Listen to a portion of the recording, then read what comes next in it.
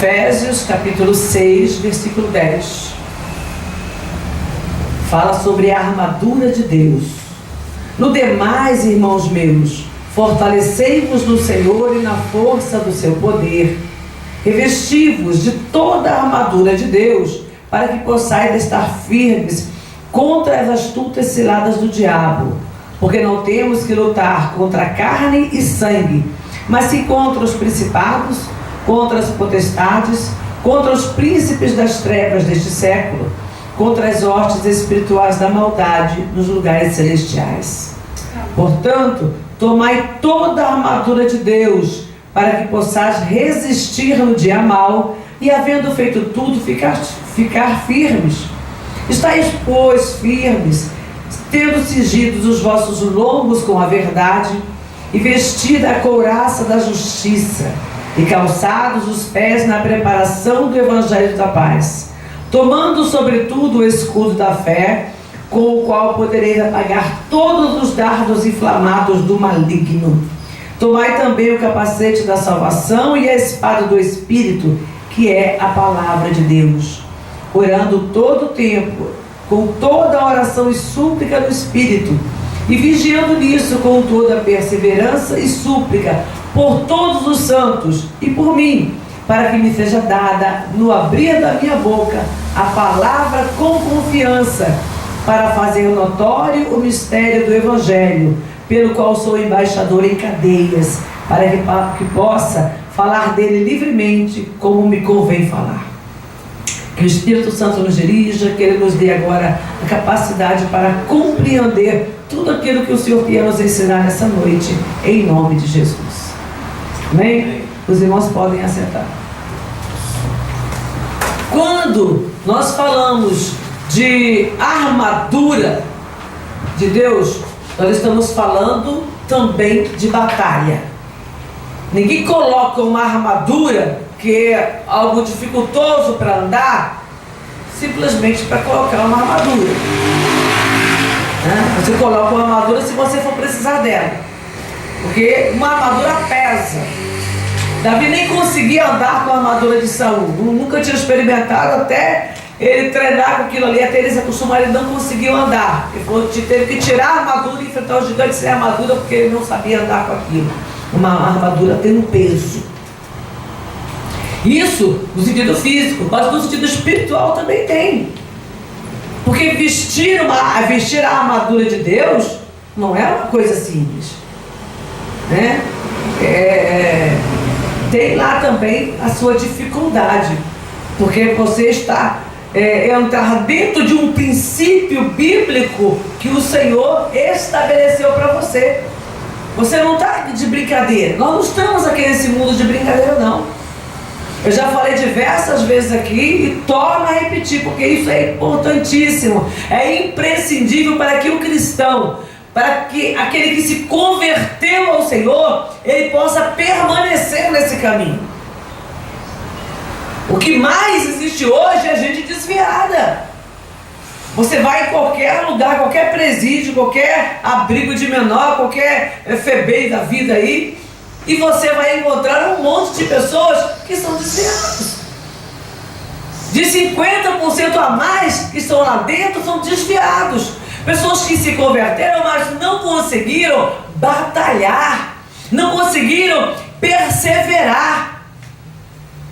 É muito bonito você chegar na igreja, participou de um culto maravilhoso, onde houve o mover do Espírito Santo de Deus. Vamos colocar como o anjo movendo as águas, lá no tanque de Betesda, é gostoso, vou lá, mas não é só isso não. Nós precisamos de muito mais. A palavra diz que nós devemos nos fortalecer no Senhor e na força do seu poder, para que nós possamos resistir no dia mau. Há um dia mau, há um dia da adversidade.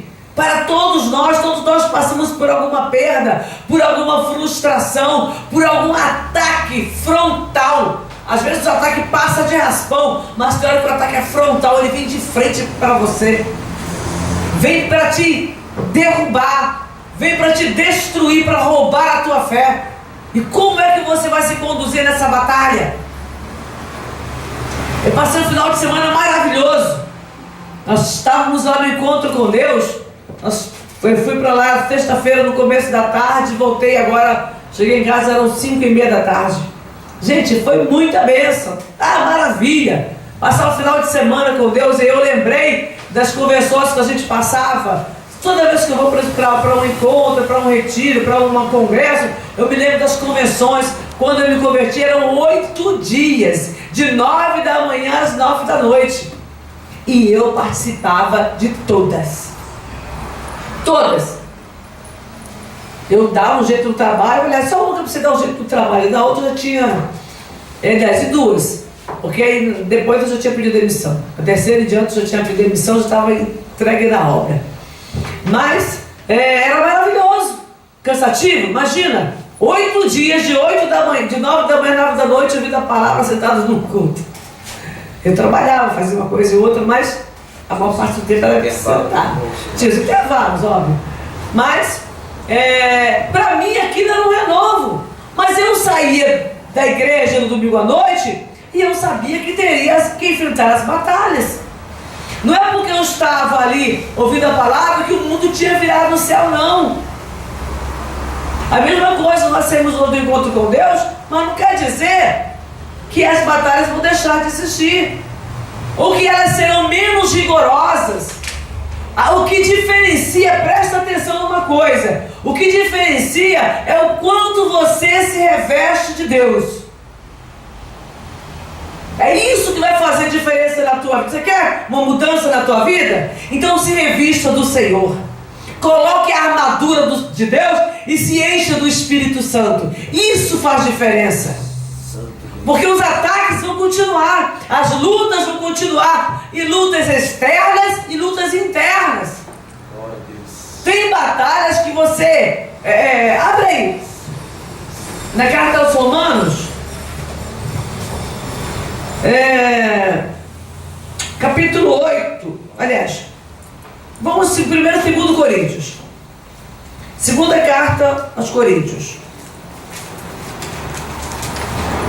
Depois a gente lê Romanos. Eu gosto desse texto, dessa carta aos Coríntios, porque ela me faz entender. Capítulo 10, versículo 4. Quando você entende alguma coisa de verdade, quando você percebe o que Deus está falando com você, você tem um discernimento, você tem clareza. Então vamos ler 10, 4.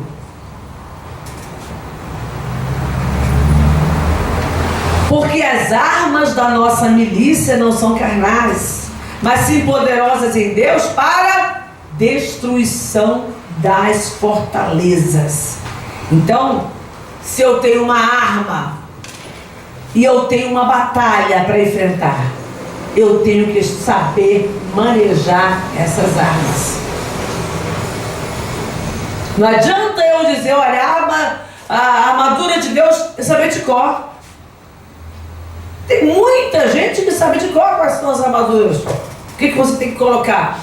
Vestir, cingir os lombos com a verdade, colocar a couraça da justiça, colocar a preparação do evangelho da paz, colocar o capacete da salvação, embraçar o escudo da fé, empunhar a espada do Espírito.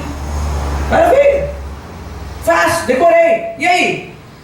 Como é isso? Como é que se usa a couraça da justiça? Não dando prejuízo para ninguém.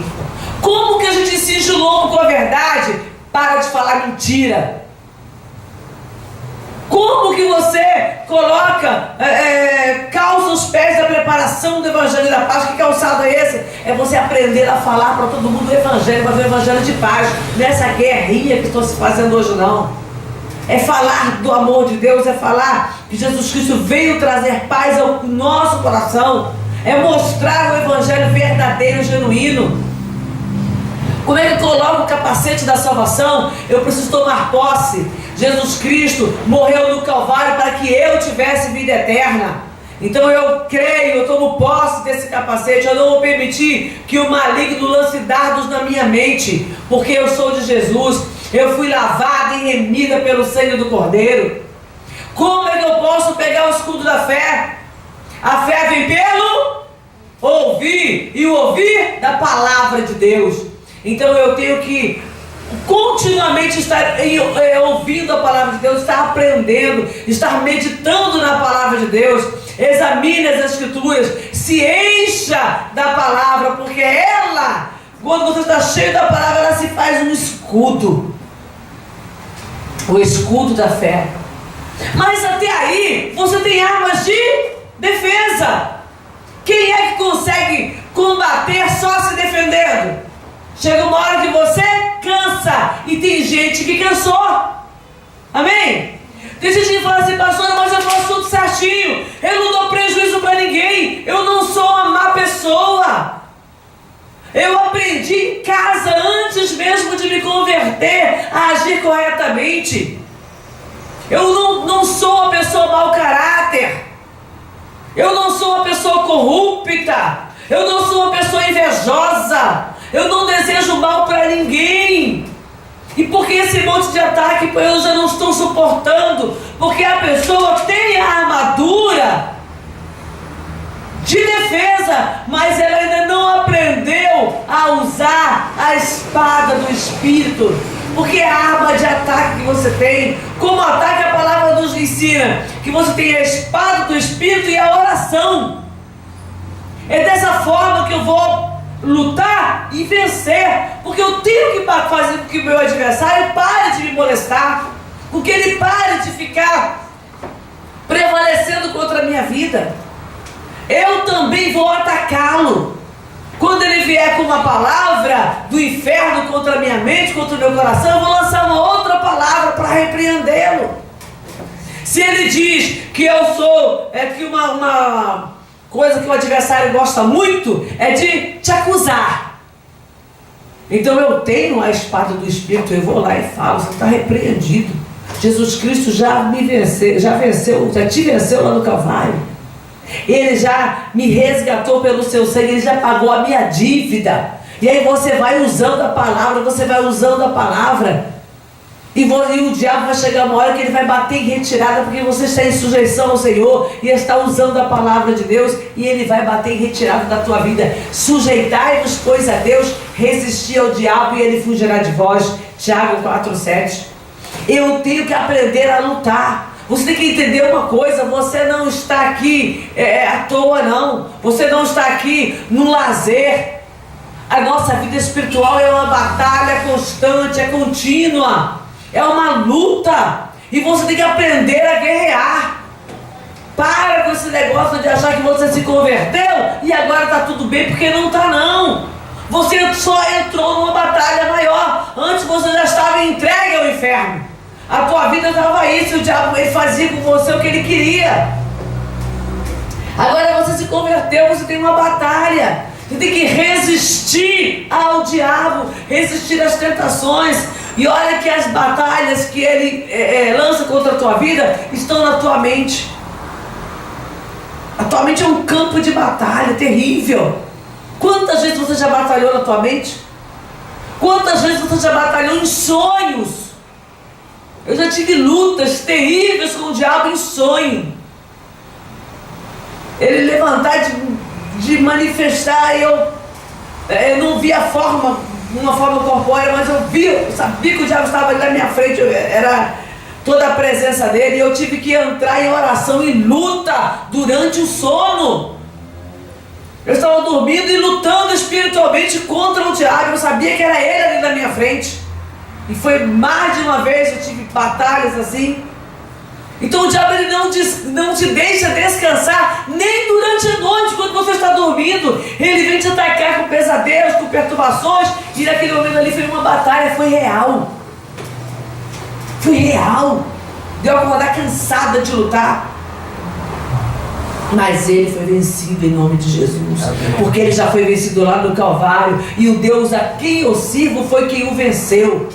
E é Ele que tem estado comigo nas minhas batalhas e tem me feito prevalecer. Amém. Então você conversa com as pessoas da rua e vê as pessoas falando: não, eu desisti, eu fui embora da igreja, Aí você começa a conversar, por que você foi embora da igreja? Ah, porque o pastor falou uma palavra lá que eu não gostei. E aí você vai largar Jesus? Ué, no máximo, você ia mudar de ministério, vai largar de Jesus?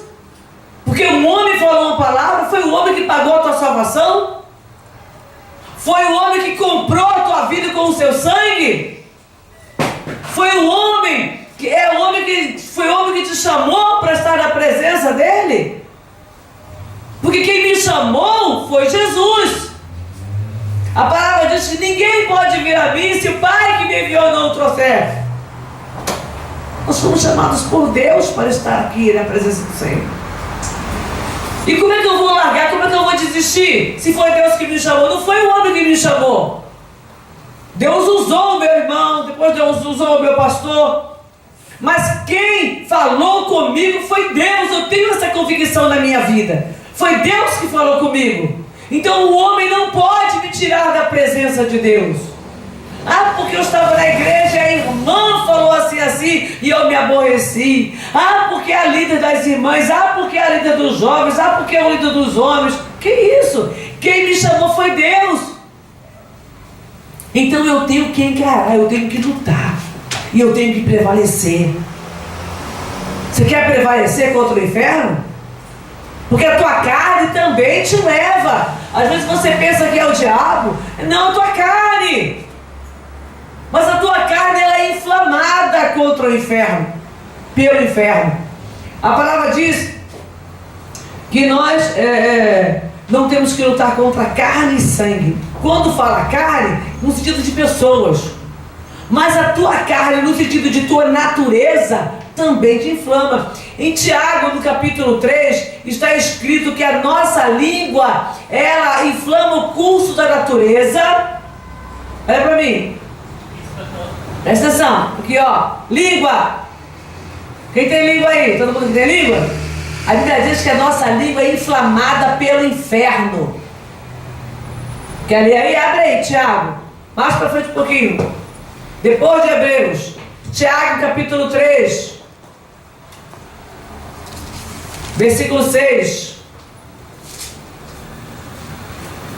diz assim: a língua também é um fogo, como um mundo de iniquidade. A língua está posta entre os nossos membros e contamina todo o corpo, inflama o curso da natureza e é inflamada pelo inferno. Pequenininha a língua, né? Não é tão pequenininho, é aquela relação pequenininha que hoje tiver, vem lá pra cá um pouquinho, mas é pequeno, não é pequeno. Ele inflama o curso da natureza. Quantas pessoas estão mortas por causa da língua de alguém? Por causa de uma mentira, por causa de um engano, por causa de um falso testemunho, de uma calúnia, mortas fisicamente até. Quantas famílias estão destruídas por causa de uma fofoca, por causa de uma intriga? Quantas pessoas estão com problemas no trabalho porque alguém difamou, alguém inventou uma mentira, uma calúnia? Quantas pessoas estão atrás das grades por causa de uma mentira, de uma calúnia? Há pouco tempo atrás, eu estava ouvindo uma reportagem de um homem que foi acusado de abusar sexualmente dos filhos e ele era inocente.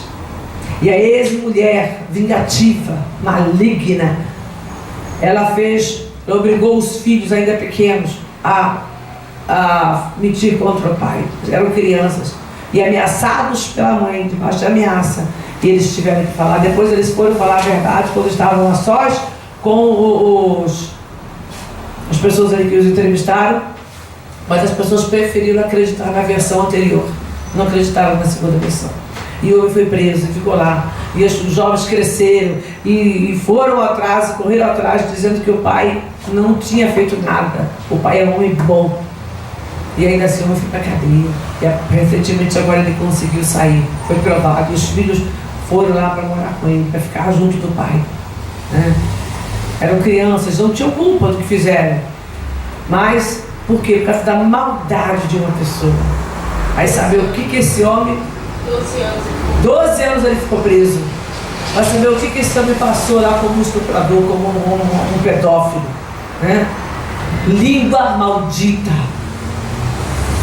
Tem muita gente que tem uma língua perversa. Não sei se essa mulher se converteu, se ela mudou, se ela se arrependeu, mas eu estou falando que nós todos podemos ser usados pelo diabo se nós não vigiarmos. O mal, ele é inflamado pelo inferno, é a expressão que a palavra diz. Então toma cuidado, vigia, meu irmão, vigia, minha irmã, porque você fala. Uma palavrinha pequenininha que você fala pode destruir uma pessoa. Às vezes no momento de raiva, você fala alguma coisa para ferir, porque você está com raiva. Depois você se arrepende, mas você já feriu. Você já causou um grande estrago. Um grande estrago já foi causado por causa de uma palavra que você lançou, por causa de uma mentira, por causa de uma palavra para machucar mesmo, só para você se vingar da pessoa daquele momento. Depois você se arrepende, pede perdão, mas você já falou, você já magoou, você já feriu. E o machucado não cicatriza tão depressa, machucado na alma demora a cicatrizar. Só mesmo o Espírito Santo de Deus para confortar, para consolar, para curar. Feridas na alma, elas são terríveis. São terríveis. Nós precisamos muito de Jesus para vencer tudo isso. Em Romanos, ainda em Romanos capítulo 8, versículo 13.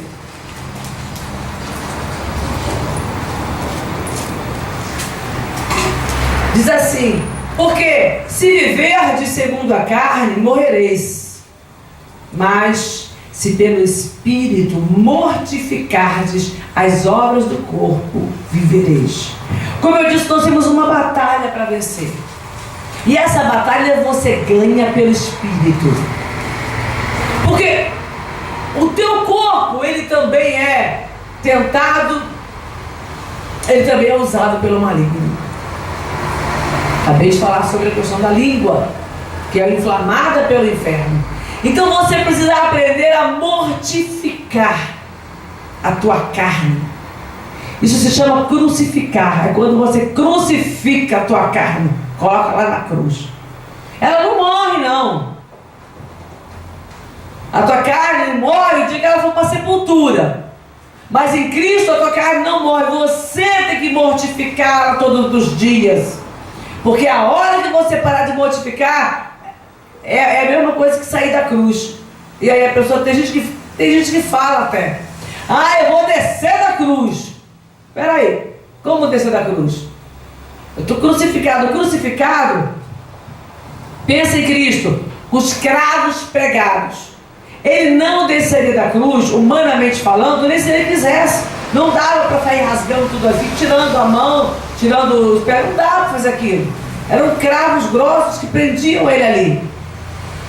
Então não dava para ele sair da cruz. Ele não queria, porque ele se entregou voluntariamente por nós. Mas humanamente falando também não poderia. Ele não teria forças. Depois de tão machucado, tão apanhando, já perdendo a quantidade de sangue que ele perdeu, ele não teria forças para sair da cruz. E ainda que ele fosse tentar sair, imagina a altura que ele estava. Ele estava pregado lá no alto, lá no Gólgota lá, e aquela cruz tinha ainda uma haste ali, tinha uma certa altura. Então não dava para ele sair dali e pular lá embaixo. Quando você pensar em descer da cruz, você pensa na situação em que Cristo estava. Não se desce da cruz. Tem gente que desce da cruz e está por aí, que nem um zumbi, todo perdido, todo machucado, todo estrupiado. Que isso? Não se desce da cruz não, você se colocou na cruz, você se mortificou, então continua lá na cruz. É na cruz que está a tua vitória. A tua carne tem que estar na cruz para que o teu espírito esteja em glória diante do Senhor. Para que o teu espírito esteja vivendo o melhor de Deus. Quanto mais você permanece na cruz, mais o teu Espírito Santo tem liberdade diante do Senhor para você viver uma nova vida em Cristo. E eu preciso dessa vida em Cristo. Porque viver aqui nessa terra, olhando com os olhos naturais, com os olhos carnais, é sofrimento. Tem gente que vive na igreja, mas o olho dela está lá no mundo, o desejo dela está lá no mundo, de fazer as coisas deste mundo. Agora, quando eu crucifico a minha carne, quando eu estou em Cristo de verdade, eu usufruo de uma nova vida, a minha visão é diferente. Eu tenho visão de reino, eu tenho visão de súdito do Senhor, aonde Ele reina, aonde Ele dirige, aonde Ele governa a minha vida. E eu posso andar com mais facilidade, com mais tranquilidade, sentindo prazer nas coisas de Deus e sentindo rejeição pelas coisas deste mundo. Tem gente que está na igreja, mas ela abomina o que acontece na igreja e ela é tentada pelas coisas do mundo, porque ela não está no Espírito. Eu tenho que mortificar e eu tenho que vencer em Espírito. Eu tenho que permitir que o Espírito de Deus atue na minha vida de tal maneira que eu venha me alegrar com as coisas de Deus, sentir prazer em estar na presença de Deus. É maravilhoso quando você sente prazer. A igreja não pode ser um peso para você, não. Onde você chega da igreja, já entrou na igreja, já dá desânimo, já dá sono. Entrou na igreja, já dá vontade de ir embora. Você já olha para o relógio, passou um pouquinho, nossa, olha, vai demorar esse culto hoje, e você já fica inquieto, porque não há prazer. Nós precisamos aprender a ter prazer nas coisas de Deus, mas para que eu sinta prazer, vou para a cruz, mortifico a minha carne, para que o meu espírito encontre liberdade em Deus. Você precisa aprender a fazer isso. Nós precisamos, se eu quiser ser crente de verdade, eu tenho que sentir prazer quando eu estou orando, eu começar a orar, ainda que no começo, pela batalha, pelo peso da batalha de oração, eu sinto alguma dificuldade, mas com o tempo eu vou entrando na presença do Senhor, e a minha vontade tem que ser de não sair dali. A minha vontade tem que ser de não sair da presença do Senhor. Começar a ler a Bíblia, dá sono, levanta, lava o rosto, escova os dentes, come uma bala, come alguma coisa e volta. E volta para a presença de Deus. Quando a pessoa está em época de provas, na faculdade, no trabalho, num curso, na escola, ela chega à época de prova, às vezes você vira à noite. Época de TCC, dificilmente alguém que fez um TCC de faculdade não virou pelo menos uma noite. E fica ali em cima dos livros e fazendo trabalho, pesquisa e uma coisa e outra, porque ela tem um objetivo naquilo ali. Eu preciso entender que quando eu examino as Escrituras, eu também tenho um objetivo. Quanto mais eu estudo, quanto mais eu me aprimoro na palavra de Deus, mais eu cresço espiritualmente. Eu vou sendo graduada espiritualmente. Você quer ser graduada espiritualmente? Se empenhe. Vai ler. Ah, mas eu não sei ler. Vai ouvir. Tem palavra hoje. Hoje tem a Bíblia online. Você pega lá e você vai ouvindo. Não precisa nem comprar. Você baixa o aplicativo grátis. Você chegou lá, é 0800. Você aperta lá e vai vendo. Gênesis, todinho. De Gênesis a Apocalipse. Tem várias versões. Tem falado por homem, tem falado por mulher. Você pode falar em qualquer idioma. Você tem hoje a Bíblia gratuita no celular. Ah, mas eu estou sem celular. Não tem não, tem lugar hoje público, que tem internet pública lá, que você acessa também, e dá para você ouvir, leva o seu fonezinho de ouvido, você vai lá ouvir. Pega com alguém, tem CD. Nós não temos mais desculpas para não ouvir a palavra de Deus. Nós não temos mais desculpa para não conhecer as Escrituras.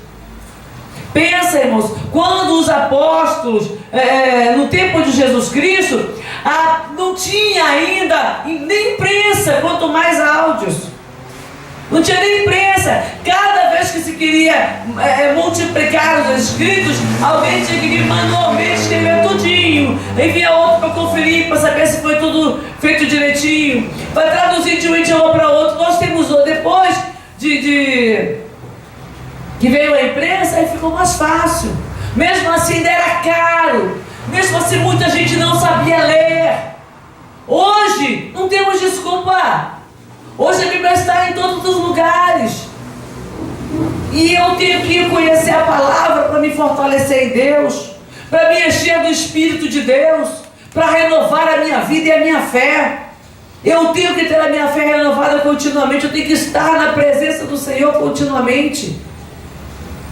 Quanto mais as coisas estão fáceis, mais as pessoas esmorecem.